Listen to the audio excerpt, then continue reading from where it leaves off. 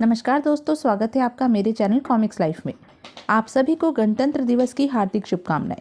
तो शुरू करते हैं मनोज कॉमिक्स की एक और मज़ेदार कॉमिक्स, गुलाम भारत पार्ट 3। हथगोला काफ़ी शक्तिशाली था। उसने अफसर और आसपास खड़े सिपाहियों को अपनी चपेट में ले लिया। धड़ाम! आह! हाय! मर गया! आह! हथगोले का धमाका सुनते ही दिनेश के साथियों ने आंसू गैस और धुएं के गोले फांसी के चबूतरे के आसपास उछालने शुरू कर दिए। धड़ाम! भागो! उफ! भागो! बम फूट रहे हैं। चारों ओर धुआं ही धुआं फैल गया। आंसू गैस के कारण लोग घबराकर इधर उधर भागने लगे। हाय! मेरा पैर! हाय! मरा! भगदड़ के कारण काफी लोग गिर भी पड़े। आई! आह! भगदड़ और धुएं का फायदा उठाते हुए दिनेश और उसके साथी फांसी के चबूतरे पर पहुंचने में सफल हो गए। तुम्हारे साथियों का ट्रक वीपी कॉलेज के सामने खड़ा है। दाईं ओर वाले रास्ते से भागकर वहां पहुंचो। लेकिन तुम कौन हो? छोटे क्रांतिकारी। उन लोगों को आजाद कराकर दिनेश और उसके साथी भागती हुई भीड़ में शामिल हो गए।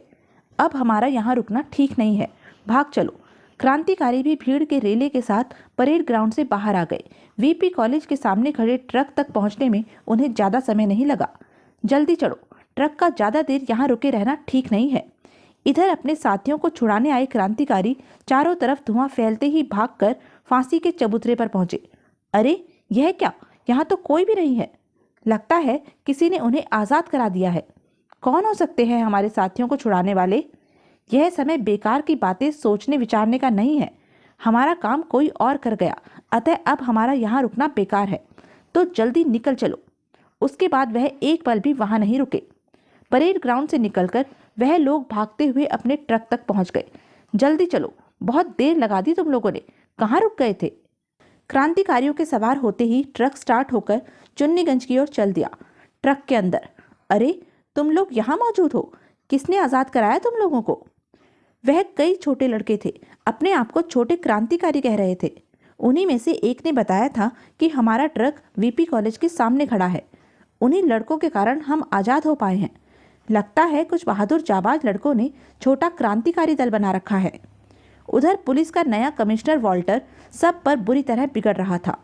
तुम सब क्या कर रहे हो? पुलिस लाइन में कमिश्नर लॉयड को गोली मारी गई, फिर उनके कातिलों को फांसी देने से पहले ही क्रांतिकारी छुड़ा ले गए। सर, हम पूरी कोशिश कर रहे हैं, पर क्रांतिकारी हमारे हाथ नहीं लगते। शट अप, मैं कुछ सुनना नहीं चाहता।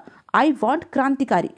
सर, अगर इंग्लैंड से कुछ नए जासूस यहाँ आ जाएं, तो हम उनकी मदद से क्रांतिकारियों को जल्दी गिरफ्तार कर सकते हैं।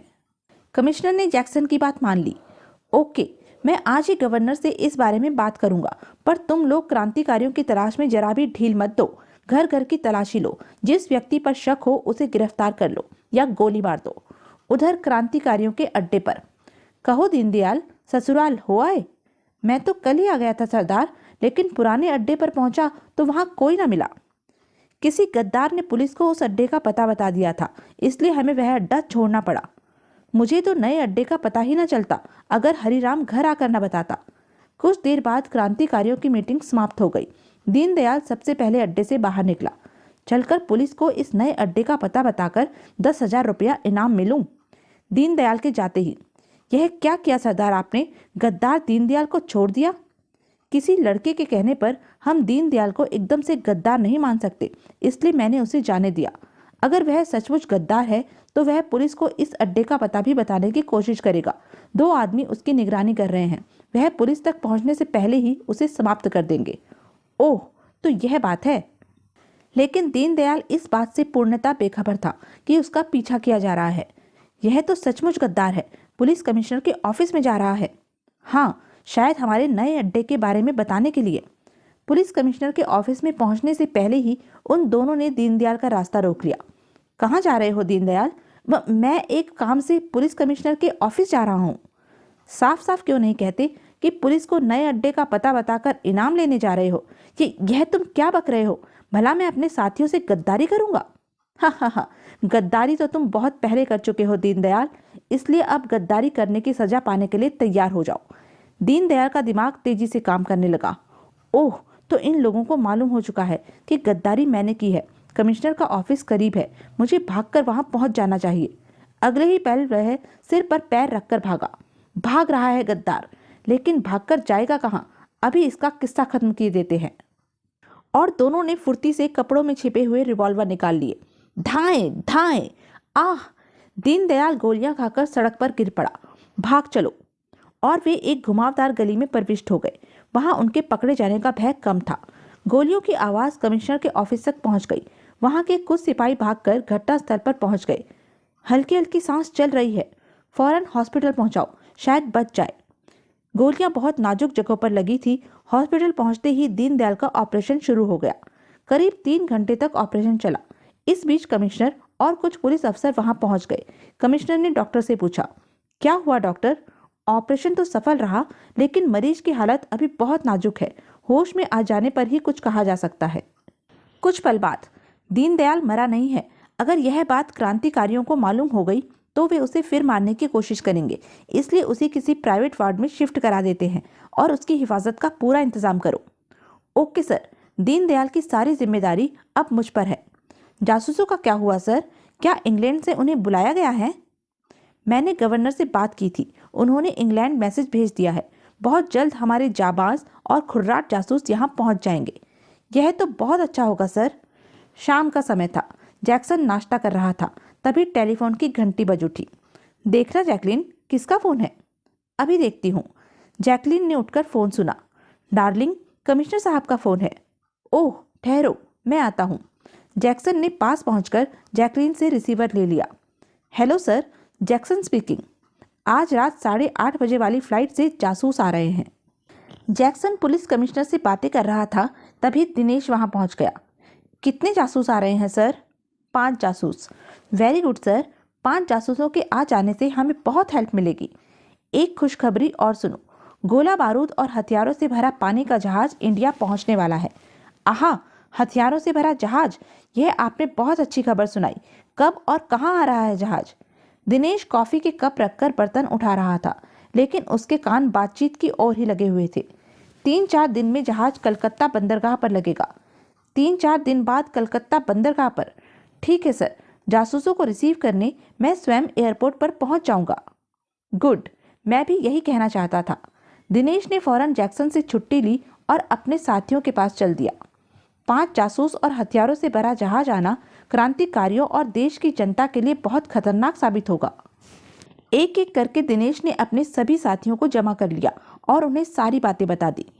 जासूस कितने खतरनाक और चालाक होते हैं, यह तुम सब अच्छी तरह जानते हो। अगर वह यहाँ पहुँच गए तो एक भी क्रांतिकारी आज़ाद न रह सकेगा। हमें हर हालत में जासूसों को खत्म करना होगा। हथियारों से भरे जहाज के बारे में तुमने क्या सोचा है? जहाज कलकत्ता बंदरगाह पर आ रहा है।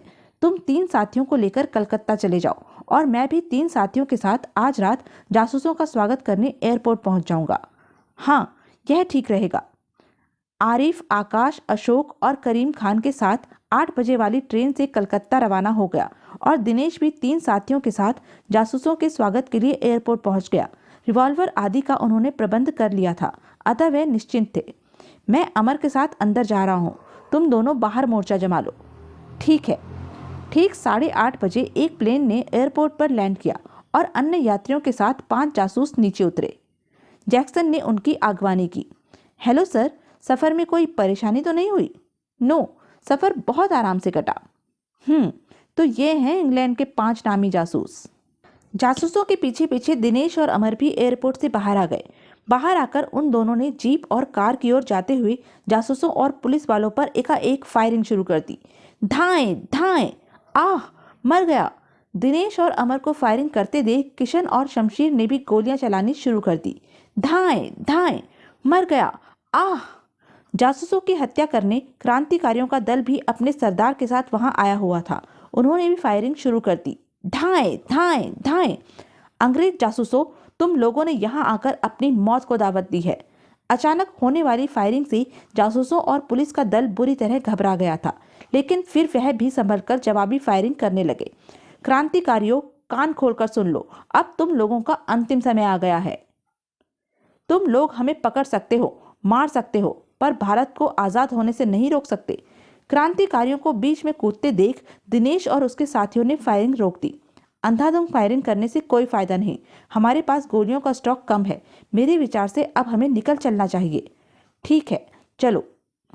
जासूसों और पुलिस का ध्यान क्रांतिकारियों की ओर था। दिनेश और उसके साथी इस बात का फायदा उठाते हुए वहां से खिसक लिए। धाएं धाएं धाएं, आह! इधर देखते ही देखते क्रांतिकारियों ने 2 अन्य जासूस और सभी सिपाहियों को मार गिराया। अब सिर्फ एक जासूस और इंस्पेक्टर जैक्सन बचा है। जबकि लॉरेंस नामक जासूस और इंस्पेक्टर जैक्सन मौका पाकर कारों की आड़ में रेंगते हुए उस कार के पीछे पहुंचने में सफल हो गए, जिसके पीछे नकाबपोश आड़ लेकर फायरिंग कर रहा था। बस अब तुम्हारा खेल खत्म हो गया। भलाई इसी में है कि हथियार डाल दो और चुपचाप हमारे साथ चलो। ओह! मजबूरन नकाबपोश को उनकी कार में बैठना पड़ा। जैक्सन और जासूस भी कार में सवार हुए। अगले ही पल कार स्टार्ट होकर वहां से चल दी। लगता है जासूस और जैक्सन कार से भाग रहे हैं। हाँ, वही होंगे। धाएं धाएं। गद्दार दीनदयाल का क्या हुआ? उसे होश आया या नहीं? आरिफ और उसके साथियों ने हथियारों से भरे जहाज को नष्ट किया या नहीं? क्रांतिकारियों के सरदार का क्या हुआ? भारत को गुलामी की जंजीरों से आज़ाद कराने के लिए छोटे क्रांतिकारियों ने क्या क्या कुर्बानियां दी? यह सब हम जानेंगे अपने अगले वीडियो छोटे क्रांतिकारी में। तब तक के लिए बने रहें मेरे साथ। और हाँ, मेरे चैनल को लाइक, शेयर और सब्सक्राइब करना ना भूलें। धन्यवाद।